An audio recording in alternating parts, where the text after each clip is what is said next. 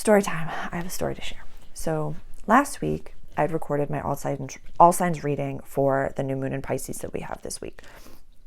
And I love channeling. I love doing all of the things. And throughout the day afterwards, because I usually record in the morning, so it's about an hour, 20 minutes or so.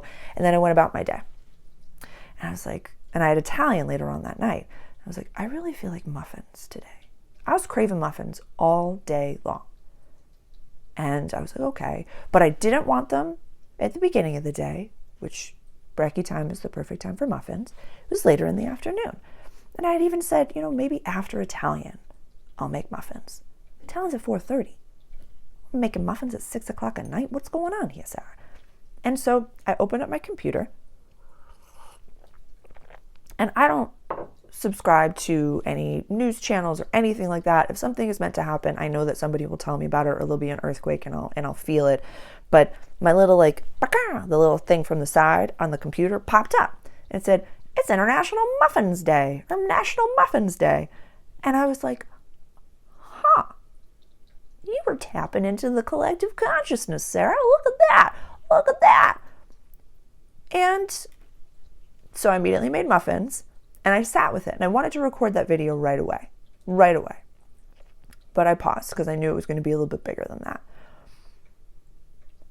That's beautiful that I was tapping into the collective consciousness, that there were people either all over the country or all over the world that were thinking about muffins and posting about muffins and talking about muffins and amazing stuff. Everybody loves a good muffin. A good muffin top, absolutely delightful. That also showed me that I did not completely cut the cords after my channels to the collective consciousness, and that I did not do enough spiritual hygiene afterwards, because for the entirety of the day, I was still tapped into the collective consciousness. That is a thought that popped into my head, although gentle, was not fully mine.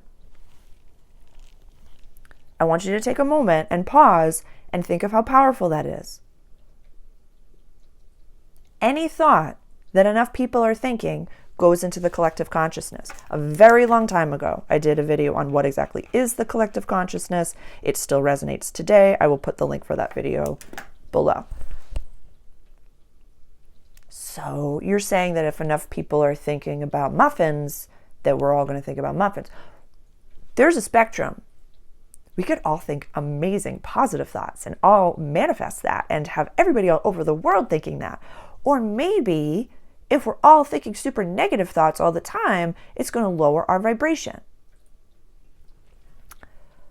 I also want to highlight, there was an Elizabeth April live that she did. I don't know if it was fully live. I think it was a live about an event that she went to. I won't completely tell her story, but it was powerful. It was talking about, again, spiritual hygiene, where are we fully bubbling ourselves? Are we fully grounding every single day? Are we doing the things that, and I just posted a video about, or I didn't just post, I just recorded it about, I'm not copying, I'm just doing things exactly my way, because there's a whole wave of people that are coming into spiritual work and a whole wave of people that are awakening, that are just your clients and your subscribers and your community and your people. Having very intense spiritual hygiene during this time of the awakening is without question going to be one of the most important things to help you navigate your world. Whose thought is this? Who is speaking? What's going on? What is my level? My entire Awakened Mastery program could be very helpful. I have a whole chapter on getting to know the inner team. Is this my higher self? Is this an intrusive thought? Is this a psychic thought?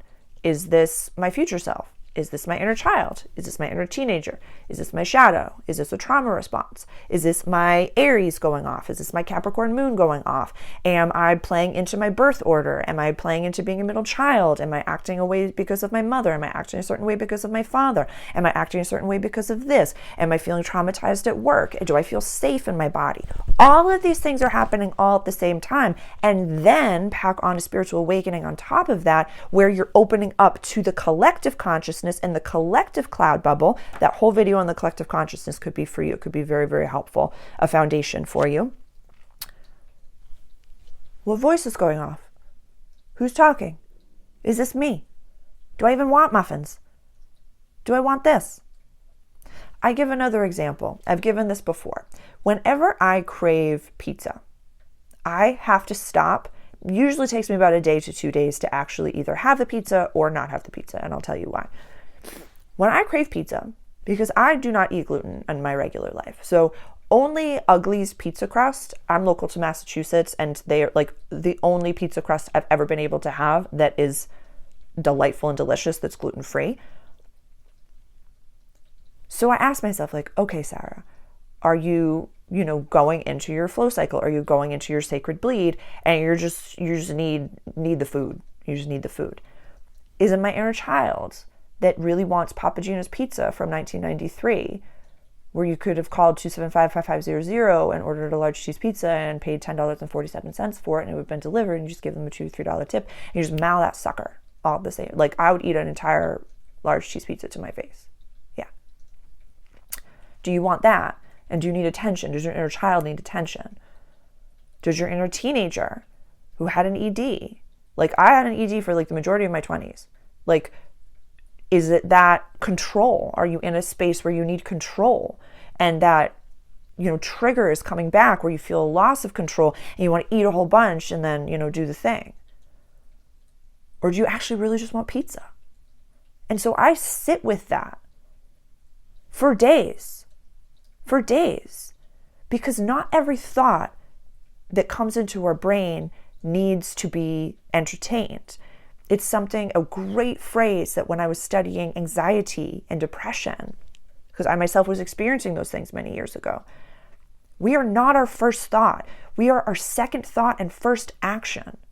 Your brain is going to brain. It is a muscle. It is a figuring out machine. It is also the storehouse for all of our history. So I'm going to put something up and your brain is going to label it instantly. Lighter, purple. Like, yeah. But then what if I just showed you that? Purple, what is it? Like, your brain is going to label it right quick. It's going to label it right quick. Think of when you're driving or when you're walking down the street, car, house, this. Your brain is just labeling it. It's looking for different things. It's an incredible, limitless muscle that is also, as you open and awaken, connected to unity consciousness. We can't be open all the time. It's not healthy for us. It's not safe for us. In the same way we put on clothes before we walk outside. In the same way that we put on a jacket when we put on shoes. We're not hobbits as much as I would love for us to be. We can't act as if this woo-woo is just woo-woo. We don't dabble in things we're not supposed to dabble in. We stay in our lane and stay the course and stay the trajectory. I have a whole video on where we lose people in the awakening. I will put that below. There's so much information that I can offer you right now. But what I would recommend, okay, Sarah, I am feeling this, sometimes I think of somebody and then they call, or this happens, or this happens, or this happens. What can I do about that? I'm a part of the human collective. I'm tapped into unity consciousness. What can I do every day?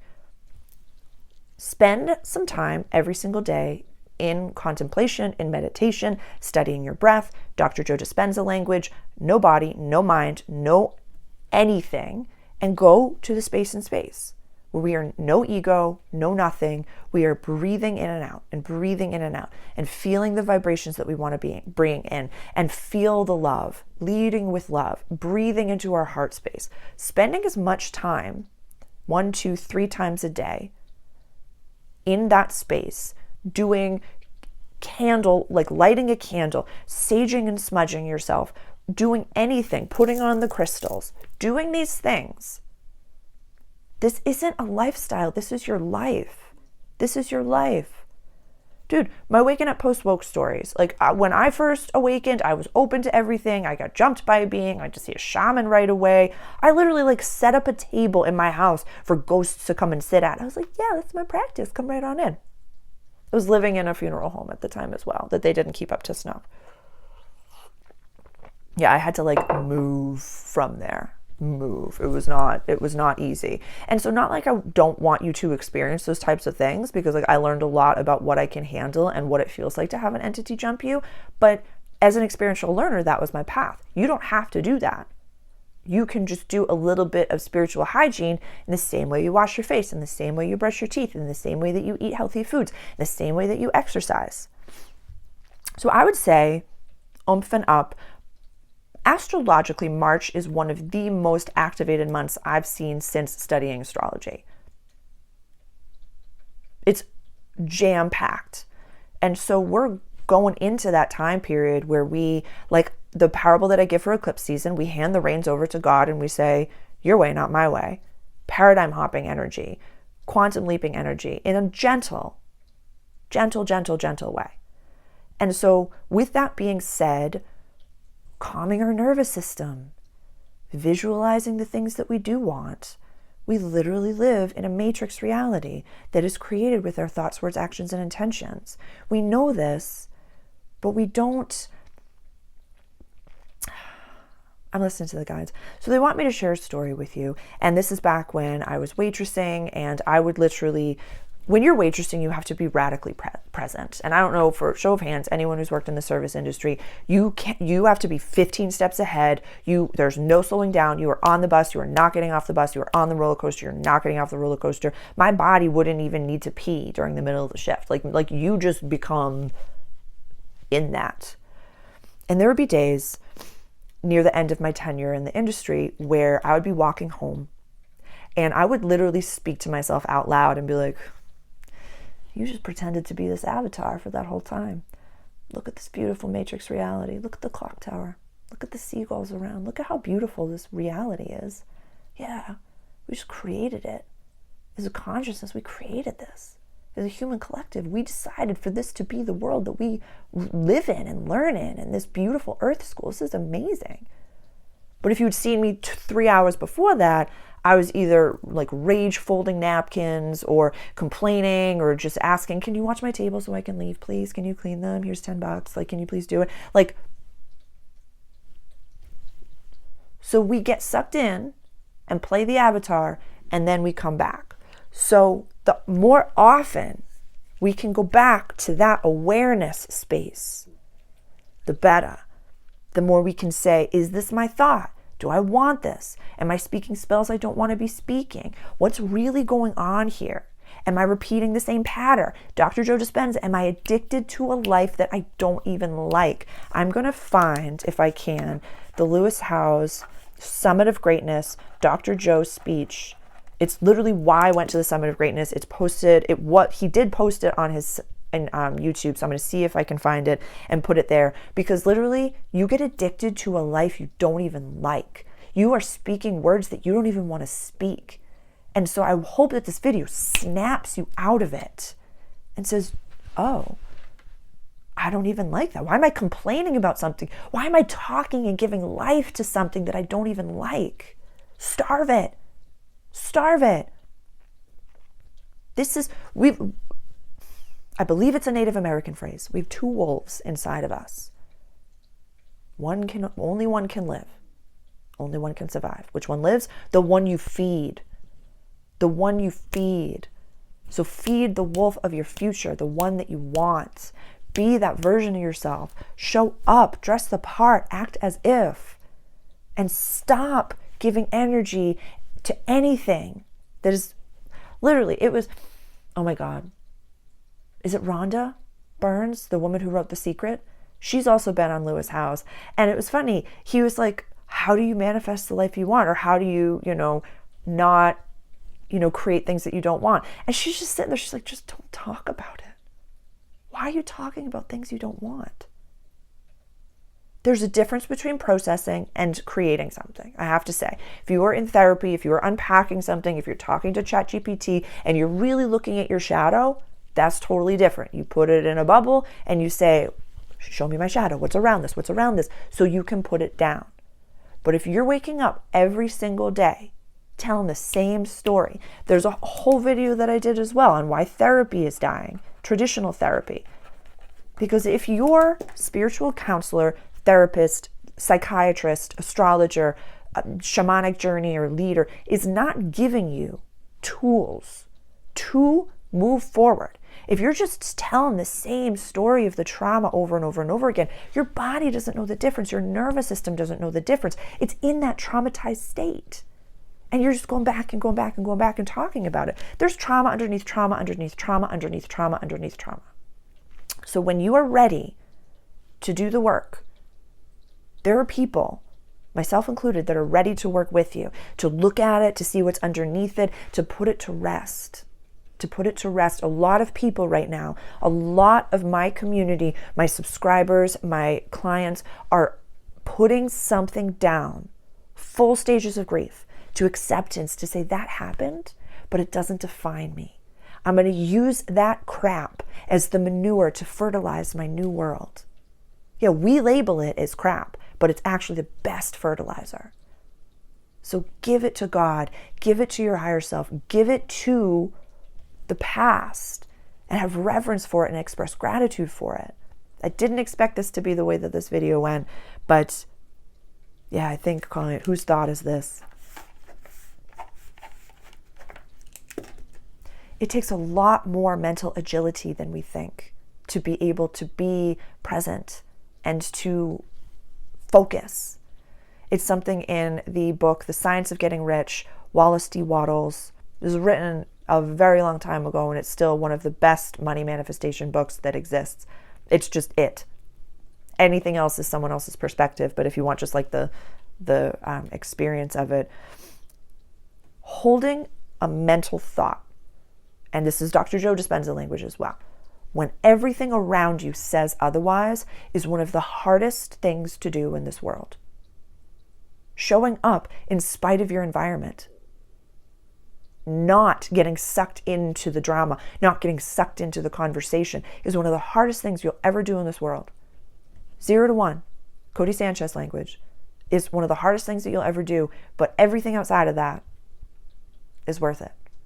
So really recommending, getting a little bit more intentional with your spiritual practice, with your bubbling. I have an intuitive listening lecture.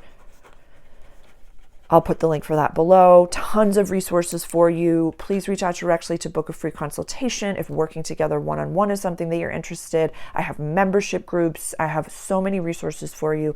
Let me know how I can best be of service to you. This is a very powerful time where we're walking into a space of confusion. So empower yourself with grounding, sovereignty, and complete awareness, complete radical personal responsibility, so that when you're in a confusing space, you can say, okay, I'm going to take some time to really decide, do I want to respond to this? Do I need to react to this? I don't need to respond to this email right now. I can decide what's best for me. I can pull back a little bit. Really take your time to discern. Really, really, really take your time to discern. Yeah, whose thought is this? I love you.